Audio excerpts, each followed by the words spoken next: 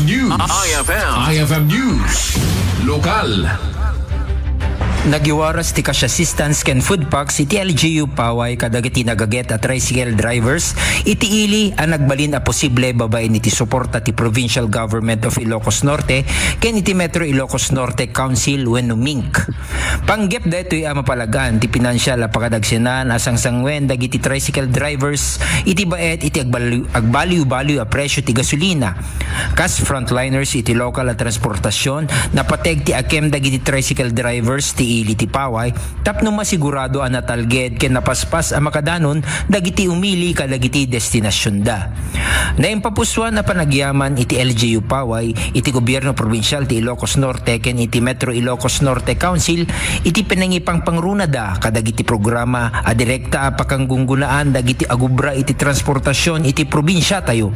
Daytoy a panagtitindulong ket mangitagay iti bileg iti pinagkaykaysa iti nagbaetan iti liderato iti probinsya ken munisipyo iti panangtaming kadagiti kasapulan dagiti tricycle drivers iti ili ti Paway.